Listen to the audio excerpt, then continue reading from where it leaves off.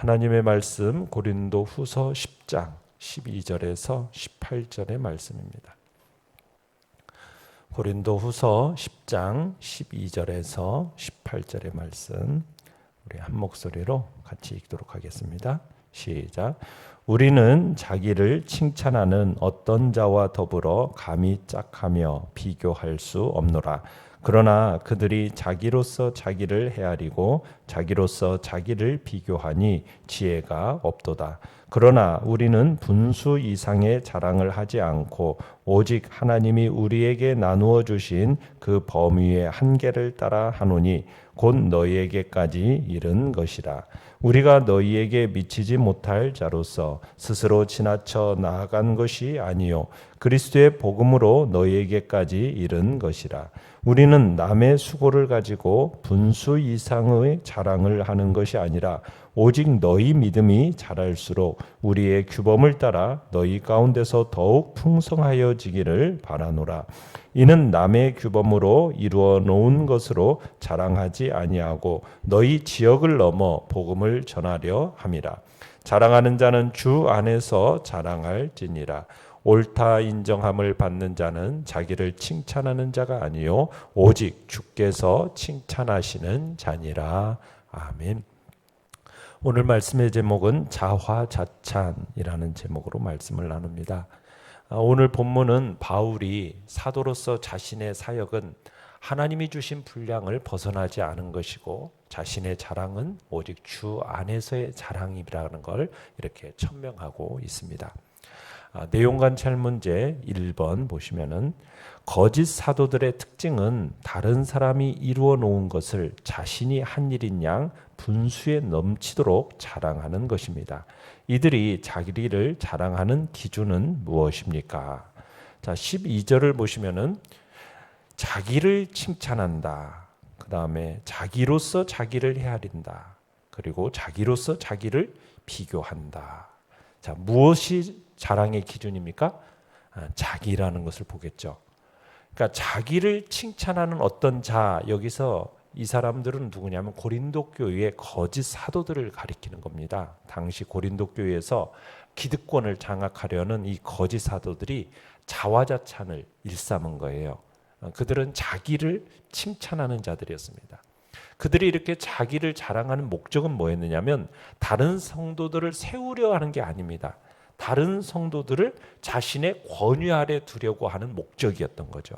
그래서 무엇보다도 먼저 고린도 교회에서 자신의 권위를 행사할 수 있는 자기가 그 권위를 행사하려면은 먼저 어떻게 해야 된다고 생각했냐면 교회의 설립자의 권위를 실추시켜야 한다라고 생각을 한 겁니다. 그래서 교회의 설립자였던 바울을 비난하는 겁니다. 그래서 바울로부터 성도들의 마음을 돌아서게 만드는 것, 이게 이 거짓 사도들의 목표예요. 이 자신의 목표를 위한 첫 과제였던 겁니다. 그런 다음에 자기를 다른 사람들 앞에서 자신의 권위를 세우기 위해서 자기 자랑을 일삼는 거죠. 결국 고린도 교회 성도들의 얼마가 이 거짓 사도들의 말에 솔깃한 겁니다. 그들의 자화자찬하는 말, 이것에 솔깃한 거예요. 그런데 이들의 전모를 이제 바울이 드러내는 거죠. 고린도 교회를 지금 어지럽게 한 거짓 사도들의 특징은 자기로서 자기를 헤아린다라고 얘기하고 있어요. 그러니까 고린도 교회의 거짓 사도들은 자기가 정한 기준이 있다라는 거예요. 그 기준으로 자기를 평가하고 바울도 평가하는 겁니다. 그러니 자기를 자랑하지 않을 수는 없고 그 반대로 바울을 비난하지 않을 수 없었던 겁니다. 그러니까 세상의 중심이 자기예요. 자기 자신이 되는 겁니다. 자기 중심적인 사고방식에 젖어 있었던 거죠. 또 자기로서 자기를 비교한다. 그러니까 고린도 교회의 거짓 사도들의 일종의 행동 패턴이 이런 거죠. 자기가 세운 기준으로 남과 자신을 비교하고 그리고서는 자신의 우위를 강조하는 겁니다. 자신이 최고라고 떠벌리면서 자랑하는 거죠. 그러다 보니 자기에 대해서는 관대해요. 그러고는 다른 사람에 대해서는 어때요? 엄격하게 잣대를 대는 겁니다. 자신의 잘못에 대해서는 대충 넘어가고 다른 사람의 잘못에 대해서는 눈을 부릅뜨고 찾아내서 비난하는. 그러니까 자기가 모든 것의 중심이 되어져서 자기 칭찬, 자기 자랑, 자화자찬의 모습이 지금 거짓 사도들의 특징임을 보게 되는 거죠. 내용 관찰 문제 2번입니다. 바울은 분수 이상의 자랑을 하지 않을 뿐 아니라 하나님이 주신 한계를 인식하고 있었습니다. 바울의 자랑의 기준은 무엇입니까? 17절로 가시면은 자랑하는 자는 어디 안에서 자랑하라? 주 안에서 자랑할지니. 자, 이 주 안에서의 자랑이라는 말은 결국 무슨 얘기냐면 주님밖에는 자랑할 게 없다라는 얘기예요. 주님 외에는 자랑할 게 없다라는 뜻이에요. 그러니까 바울은 지금 고린도 교회에서 자화자찬하고 있는 이 거짓 사도들에게 지금 일침을 가하고 있는데 18절에 보시면 옳다 인정함을 받는 자는 자기를 칭찬하는 자가 아니요. 누가 칭찬하는 사람이어야 되는 겁니다. 오직 주님께서 칭찬하시는 자가 돼야 합니다. 그러니까 옳다 하시는 주체가 누가 되는 겁니까? 자기가 평가하고 자기가 판단하는 게 아니라 주님이, 오직 주님이 옳다 인정하셔야 된다는 거죠. 주님이 사도로 인정하는 자는 고린도 교회에 침투하는 이 자화자찬하는 이 늘어놓는 이 거짓 사도들이 아니라 오직 주님만을 자랑했던 바울 자신을 지금 강조하고 있는 의미가 지금 내포되어 있는 겁니다. 그러니까 중요한 것은 누가 주님께 인정받느냐는 거죠. 자기 스스로를 높여도 또 다른 사람들이 자신을 높여도 주님께 인정받지 못한다면 그 수고는 다 헛것인 거죠. 반면 사람이 보기에는 참 옳지 못한 것 같고 속이는 자가 같아도 하나님께서 인정하시면, 주님께서 인정하시면 그 사람은 분명한 의인이라는 거죠. 그러니까 사람들의 인정이나 칭찬이라는 것은 얼마든지 오류가 있을 수 있는 겁니다. 사람은 인간의 중심을 판단할 능력이 없는 존재잖아요. 그렇기 때문에 자기를 높이려고 거짓말로 꾸며대는 사람들을 정확하게 분별해낼 수가 없어요. 그로 인해서 고린도인 지금 성도들 중에는 일부가 자기를 자랑하는 자들에게 넘어갔던 겁니다. 그러니까 자기를 높이려는 목적이 있는 줄도 모르고 그냥 추천서 가져오고 그 사람의 학식과 언변과 어떤 초월적인 경험을 했다는 뭐 그런 말들로 현혹되는 사람들, 그것들로 현혹된 사람들을 인정한 거예요. 참 바울은 이런 그들을 바라보면서 참 암울하고 착잡한 심정이었겠죠. 그래서 바울은 그런 가운데 한 가지 소망이 뭐라고 하냐면 사람이 아니라 주님께서 칭찬하시는 자가 옳다 인정함을 받는다. 이 사실이었던 거예요. 그래서 바울은 무고히 사람들로부터 오해와 불신을 당했지만은 주님 앞에서 항상 부끄러움 없이 살았던 겁니다. 그러니까 당당하게 주님을 자신의 의로움을 증거하는 증인으로서 내세울 수 있었던 거죠. 연구와 묵상 문제 3번입니다. 자랑을 위한 자랑은 남에게 상처를 주면서 결국 자신의 이름만을 드러낼 뿐입니다.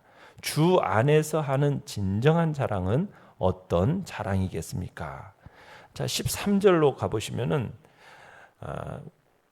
자신의 기준으로 남을 비판하는 어떤 거짓 사도들과는 반대되는 바울 자신의 올바른 태도는 뭐라고 얘기하고 있냐면 우리는 분수 이상의 자랑을 하지 않고 오직 하나님이 우리에게 나누어 주신 그 범위의 한계를 따라 한다. 이렇게 얘기하고 있습니다. 그러니까는 우리 각자에게는 하나님께서 주신 정해진 분량이 있어요.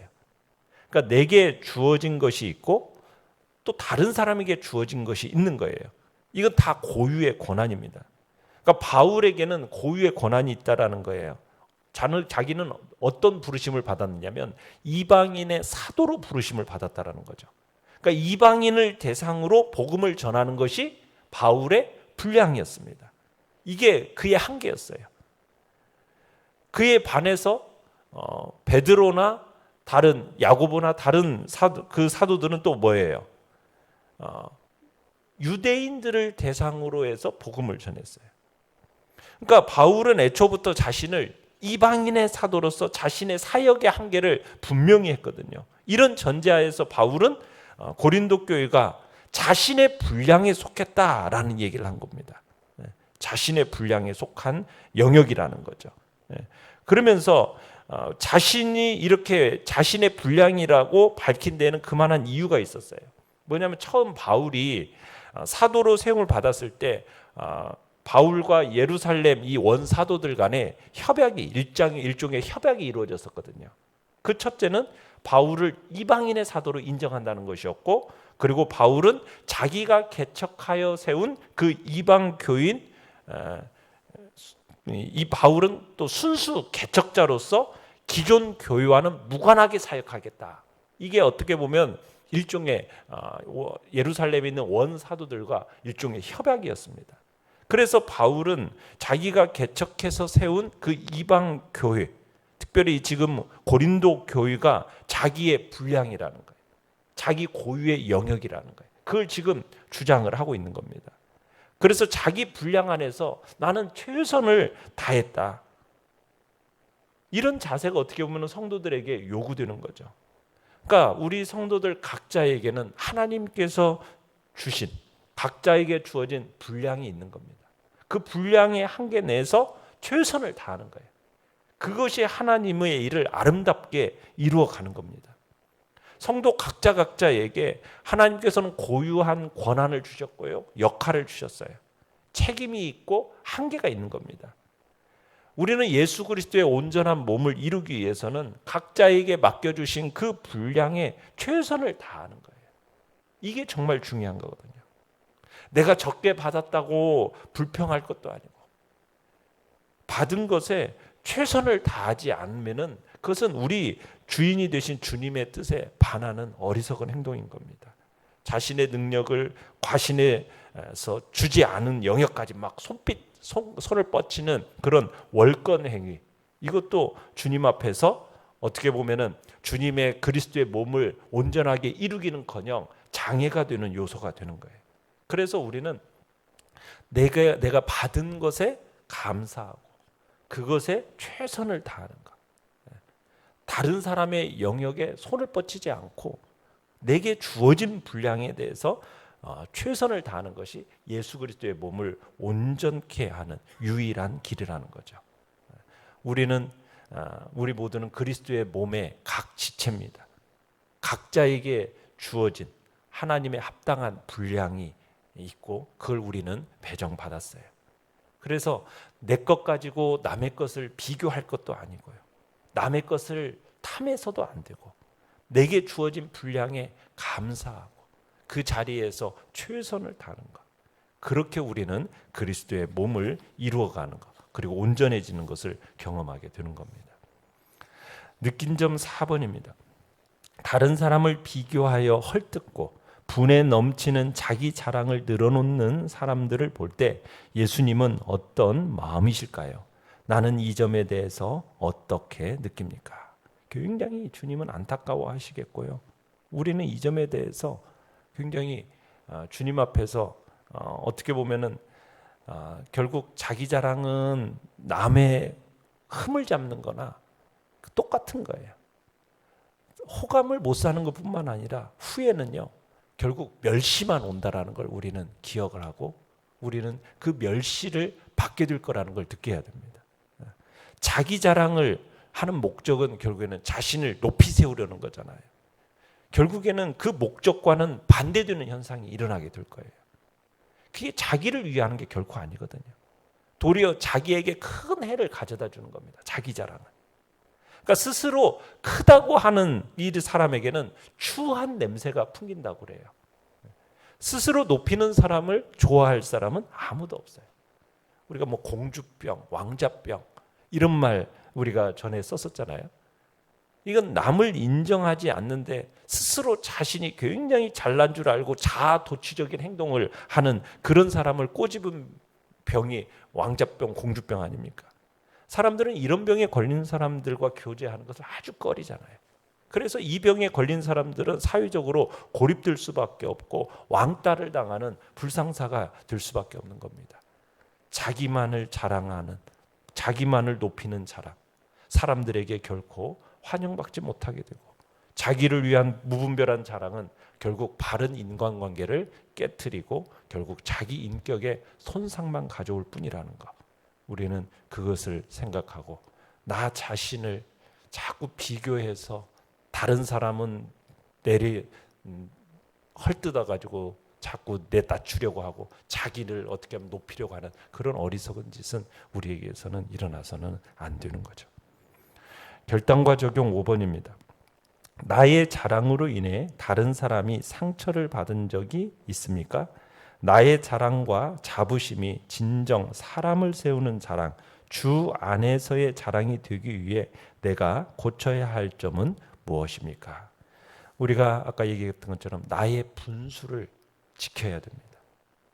상대가 자신의 분량에 또한 최선을 다하는 모습은 인정해주고 칭찬해줘야 됩니다. 다른 사람의 수고를 가지고 내 것이냐 행세해서는 안 돼요.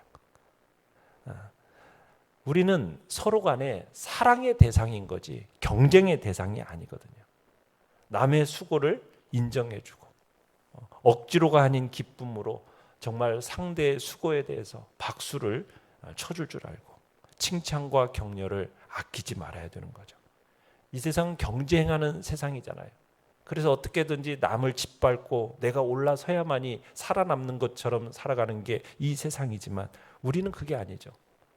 우리는 서로에 대해서 인정하고 격려하고 서로를 높여주고 이게 바로 이 땅에서의 천국의 모습인 거죠. 경쟁하는 이런 세상 속에서 상대가 수고하는 그 노고, 성과 이것을 기꺼이 박수도 보내주고 그와 기쁨을 함께 나누는 모습이 바로 누구에게든 이게 따뜻함을 주는 모습이거든요. 이런 모습을 우리 주님께서 찾으시는 모습인 겁니다. 근데 사탄은 그렇지 않아요. 절대 서로를 인정하거나 칭찬하거나 사랑하지를 않는 게 사탄이죠. 단지 거짓과 교만과 시기와 분쟁만 있는 것이 그게 사탄입니다. 우리는 서로의 모습을 인정하고 서로의 분량을 각자의 분량이 하나님께서 주신 분량이 있다라는 것을 인정하면서 내게 맡겨주신 분량은 내가 그 자리에서 최선을 다하고 남의 것까지 탐내면서 월권으로 행사하지 않고 서로의 분량에 대해서 격려하고 최선을 다해야 되는 것을 칭찬하고 그런 함께 누리는 모습으로 참으로 이 세상에서 천국의 모습이 우리 안에 나타나는 복된 역사가 있기를 간절히 바랍니다. 오늘의 기도 같이 읽겠습니다. 시작. 주님으로부터 칭찬 듣는 진정한 자랑을 소유한 자가 되게 하여 주옵소서. 아멘. 말씀을 생각하면서 기도하시고요. 연약한 우리의 지체들을 위해서 기도해 주시며 오늘 수요 예배 가운데도 하나님의 풍성한 은혜가 있기를 소원하면서 주여 우리 세 번 부르짖으며 나아갑니다.